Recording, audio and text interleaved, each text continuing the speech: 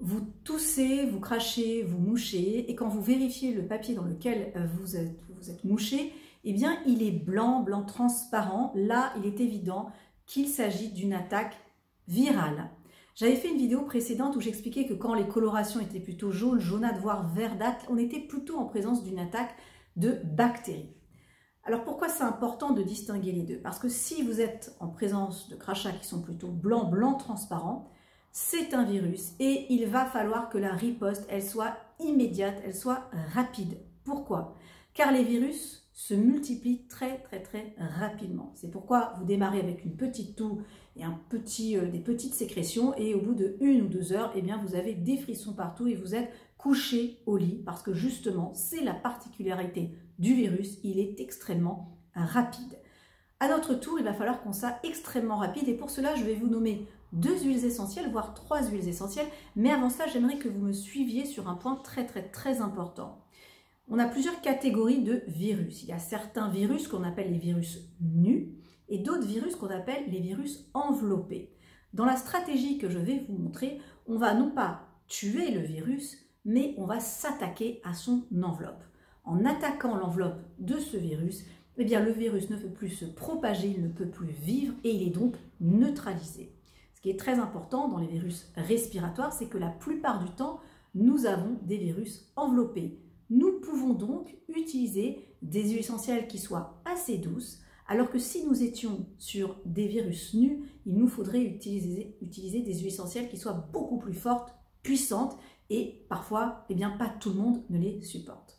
Donc ici, voici les 2 huiles essentielles pour nos virus enveloppés, afin d'attaquer cette enveloppe.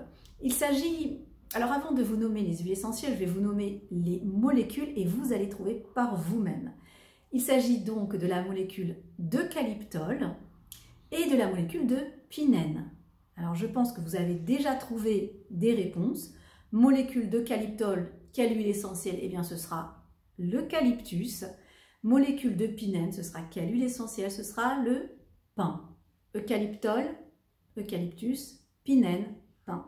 Maintenant vous allez me dire, oui mais quel eucalyptus et quel pin? Alors je conseille l'eucalyptus radiata, qui est quand même plus doux que l'eucalyptus globulus, mais tout aussi efficace. Et pour le pin, eh bien, ce sera le pin sylvestre. Tous les deux se marient extrêmement bien pour une synergie efficace. Alors, combien de gouttes et comment l'utiliser? Alors, ce que je recommande, c'est de prendre un flacon vide.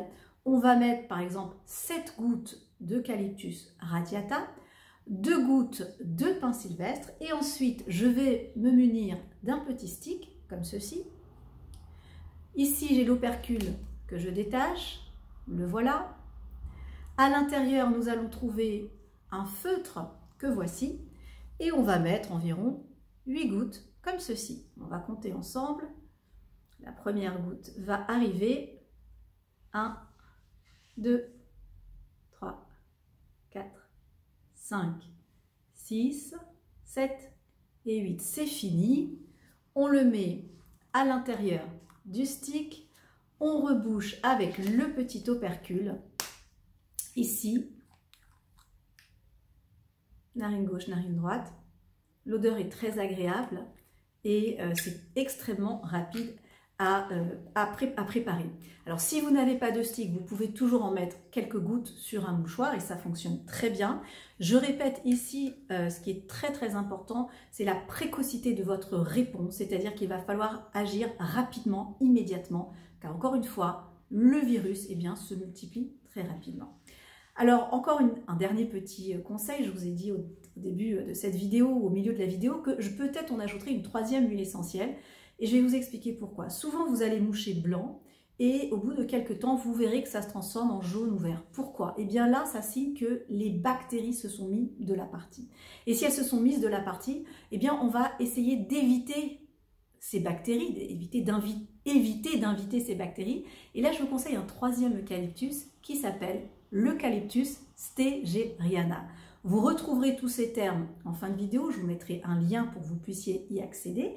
Je répète, on démarre avec l'Eucalyptus radiata, l'eucalyptol, ou qu'on appelle maintenant cinéole. On va aussi ajouter le pinène avec le pin sylvestre. Et enfin, pour éviter que les bactéries ne s'ajoutent, on va travailler aussi avec le Cactus stégeriana. Donc à ce mélange, que j'avais dit donc 7 gouttes, 2 gouttes, et bien le stégeriana représentera simplement une goutte, mais il sera présent pour éviter d'avoir l'arrivée de ces bactéries. Voilà, j'espère que ces conseils vous ont plu. Si vous souhaitez partager ces informations, eh bien, n'hésitez pas à transférer ces vidéos. Vous pouvez également commenter, vous abonner si cela n'est pas déjà fait. Puis si vous voulez retrouver ces huiles essentielles, je vous mettrai le lien sous cette vidéo. Ensuite, en termes d'utilisation, eh bien c'est très simple. On garde ce petit stick nomade dans sa poche. On peut l'utiliser en prévention, évidemment, même si on n'a pas de soucis particuliers, mais qu'on voyage par exemple dans des transports en commun, eh bien on va respirer ce stick. Et puis si jamais on voit qu'on commence un petit peu à trembloter, à moucher blanc, on a un petit peu des douleurs oculaires qui commencent à arriver, eh bien on va respirer, je dirais la première heure, il faut penser à peu près toutes les 10 minutes à respirer.